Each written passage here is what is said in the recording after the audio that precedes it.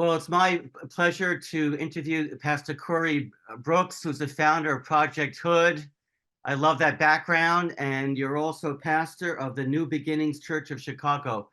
Welcome, Pastor Brooks. Thank you. I appreciate you having me on, and I appreciate the opportunity to share with you what's going on in Chicago and talking about some of the national issues as well. Well, okay. We were talking before about the illegal immigration. Is that true? I mean, I know it's affecting Texas and the southern border, but is illegal immigration affecting Chicago? Every single day.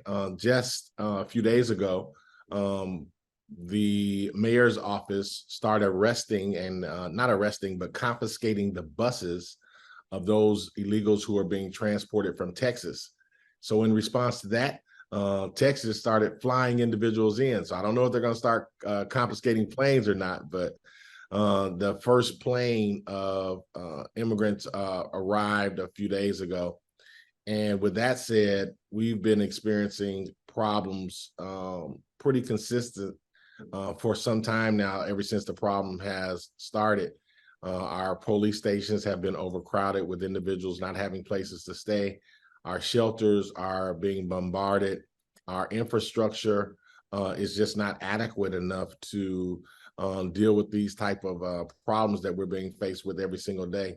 So much so that just a few days ago as well, one of the places where they had placed 1,000 migrants, I believe disease broke out, and a 5-year-old child and some others got really, really horribly sick. So it's definitely causing problems. We have not seen the magnitude of the problems yet, but it's definitely a big issue. Now, I know they're not screening for diseases. Normally when people come into the United States, they're tested for, tuberculosis or other diseases, but I guess they're not doing that. For me, it's raised the issue of this seems to be an agenda of the Democrat Party, and I thought the Democrat Party was a friend to the Black community and Hispanic community. What is your view about that? It is a problem. There's no way I would believe that living in America that we cannot fix this issue and have solutions that would benefit the American people.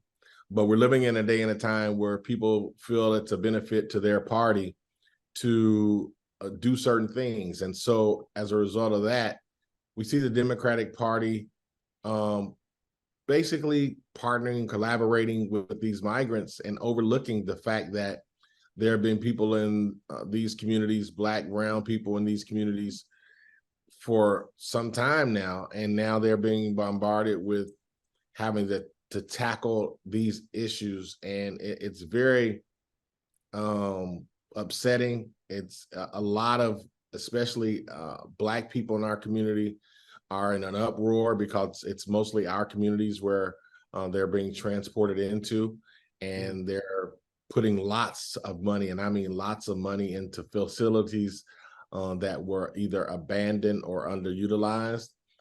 So it's definitely an issue that a lot of people are taking note. Well, the narrative of the Democrat Party is that America is systemically racist, and there's white privilege, and that they are oppressing people of darker skin. What would you say to that message? Yeah, that's the type of rhetoric that we're dealing with in Chicago, where every issue that comes up, it's a white supremacist issue, it's a white people privilege issue. It's being made to be, but we all know that's not so. Here in Chicago, we have Black mayor, we have mostly Black elected officials, we have a Black lieutenant governor, we have a Black who is the head of the legislature. So it amazes me that they constantly want to sell this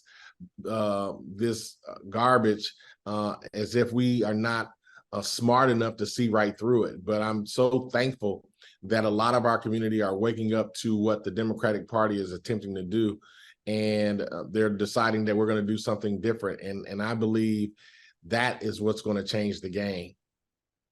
Well, I heard a rumor that there are more Black, especially men, who are thinking of voting for Donald Trump. Is that true? Oh, I mean, the statistics are proving that to be true. They've been doing polls, and a lot of Black men are deciding that, hey, we will want to vote for Donald Trump. They feel that Donald Trump is more supportive of some of the issues that we are concerned about, specifically immigration. So there's no doubt in my mind that he'll get a nice bump in the numbers from Black males. Yeah, I mean, I do know that during his presidency, the income levels of Blacks, Hispanics improved quite a bit, at least until, the COVID lockdown came. So, yeah, maybe they would like to see that again. Uh, let me ask you about the issue of we have a lot of pro-Palestine demonstrations around the country, people expressing support for essentially annihilation of Jews. I'm just curious if you've seen that in Chicago. Without a shadow of a doubt, it's growing every single day. We see it from the protests. There have been two that I know of major pro-Palestinian protests in the city of Chicago, where they protested downtown and they shut down Lakeshore Drive.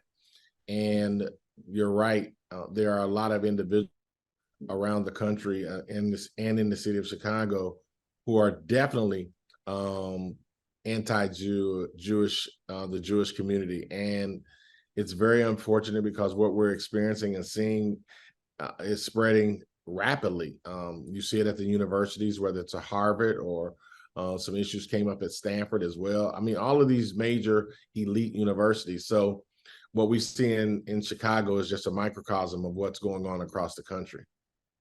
Yeah, I mean, that's a shame, but it seems to be part of the, divide and conquer strategy, right? If we can be afraid of each other, and break us apart Yeah. racially in whatever way they can, I guess. Yeah, divide and conquer. Keep us divided. Keep us away from each other. Keep us from being one nation under God. Anything that would make us alienate ourselves from one another, whether it's race or religion, that's what I believe the left is attempting to do, and they're so far they're being very successful. Well, let me share a little bit about Project Hood, which is pretty exciting. And I want to remind our audience that I believe that you were on top of a motel in the middle of the winter. Yeah.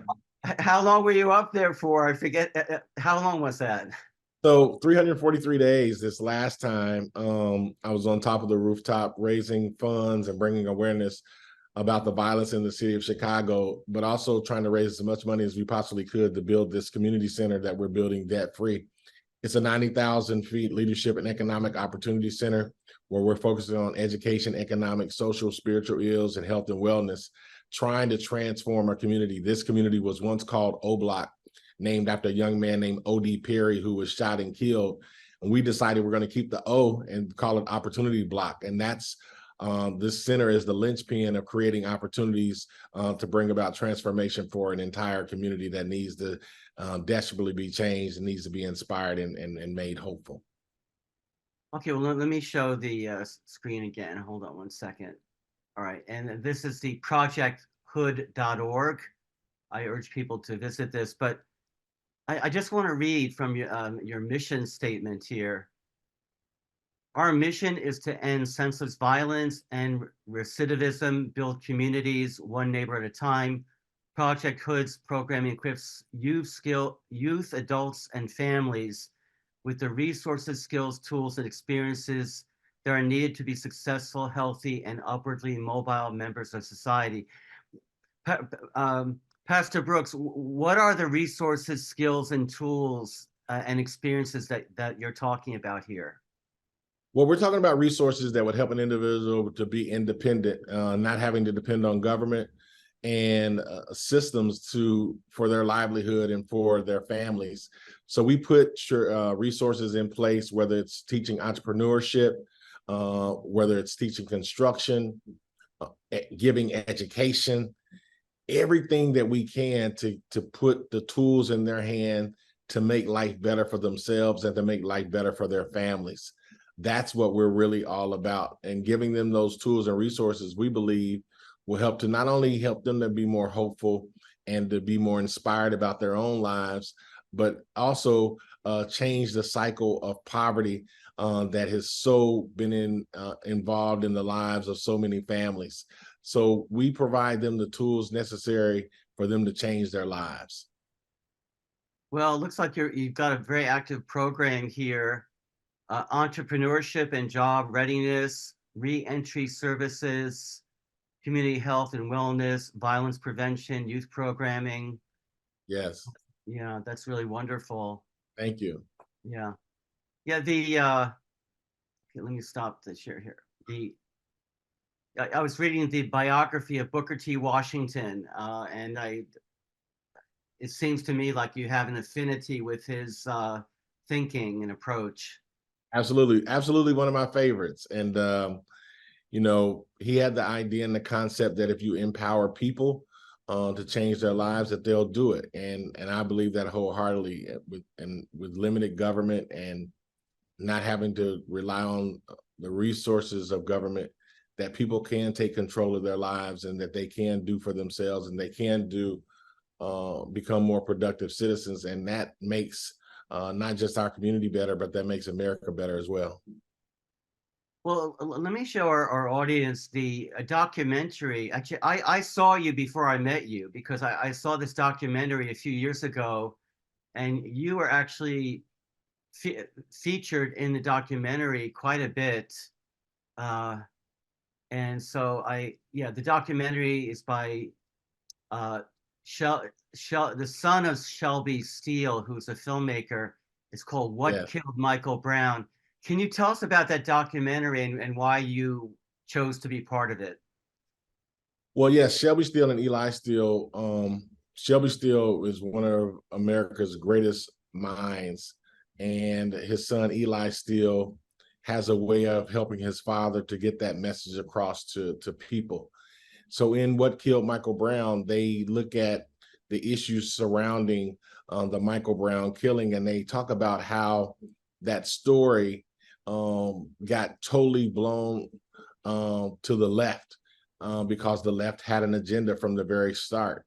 And so he talks about how the left in America always tries to make racism the issue, when at the end of the day, this was a crime being committed by an individual and race had really nothing to do with it, but they instantly came in and they made it about race, and they took it and expanded it to the point to people start jumping on board. So I wanted to be a part of helping to correct that narrative and correcting that story and getting it across. And they did a wonderful job.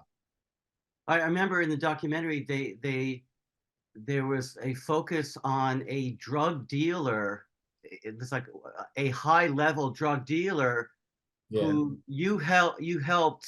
Can you tell us about that story? It was really amazing. Yeah, his name is Varney Volker. He has a twin brother. They were drug dealers in our neighborhood. They went to jail on federal charges with a bunch of other guys from our neighborhood. And upon his release, one of the guys that we have been ministering to, Alfred Creamer, suggested that he come by here and see me before he got back involved in doing what he did to go to prison. And upon his arrival, I took him around the neighborhood, showed him how he had helped to mess up the neighborhood, and I basically challenged him to help repair it, help restore it. And he took up the challenge, and he's been doing very good. He's not only worked for us, but now he has his own car business, and he's doing really good with exotic cars, driving people around and renting his cars out. And we're really proud of what he's become because he's living proof that an individual can if they have the support and the nurturing and the mentoring, that they can take responsibility for their lives. If they will work hard and stay inspired, they can take responsibility for their lives and change things around. And so he's a great proof positive of what can happen when we all come together to help individuals. Let me ask you, a lot of young people, they're not that interested in studying. They think that, young Blacks who do study hard are kind of nerds or Uncle Toms or something. I don't know. But the Right. what do you think is missing in the lives of young people, of many young people? Well, the fact that we have so many single parent homes is an issue. It's a high concern. You have these single parents, these single mothers predominantly, who are trying to take care of a lot of young boys and young girls. And oftentimes they're not there to help parenting them because they're off working, they're off sometimes trying to get education, and it becomes very difficult. And what happens a lot is that these individuals end up being in impoverished environments. And these impoverished environments have certain characteristics, like bad schools, lots of crime, sometimes even gangs. And so these individuals grow up in these environments, and the environments begin to take hold of them. And so unless you have something to replace that positive with mentoring, with spirituality, you're going to have individuals who look at the school system as not a friendly place and not needed. Look at family as not a friendly place and not needed. Look at community as not a friendly place and not needed.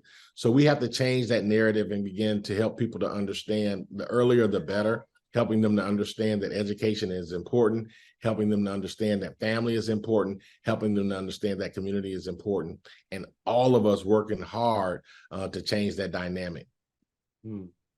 Now, let me ask you about this. I know Black Lives Matter became very big. Well, I guess this is like 2 or 3, at least 2 years ago, and a lot of people donated to Black Lives Matter. Hundreds of millions of dollars, I think. And do you think that? I'm just curious if you have any comment about what they represent or what their message is, because people are confused. Yeah, Black Lives Matter does not represent Black lives, that's for sure. People are being taught to hate America. This wokeism that we're seeing being really progressive and advancing is something that is not good for America. A lot of corporations and a lot of people supported Black Lives Matter. And I was one of those individuals who was saying from the very beginning that this is not an organization that ought to be followed. This is very anti-American, and they're anti-Black, and they're anti-family. But the left, again, was so drawn toward trying to make people believe in this division, trying to make people believe in this narrative. And as a result of that, Black Lives Matter as an organization was able to grow and benefit from a lot of funding that never went to help Black people. And that's unfortunate because those funds, and I'm not one who believes that throwing money at problems, but I do know those funds could have helped start schools to help some of these young Black boys like we're trying to do. Those funds could have gone toward helping to build centers in impoverished places to help change the narrative of people's lives. And so, Black Lives Matter did not benefit it. And matter of fact, I believe it hurt us tremendously. Really? Wow.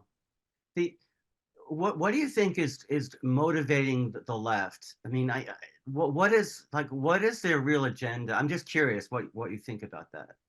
Well, I think the left's agenda is to keep advancing their narrative, to keep advancing.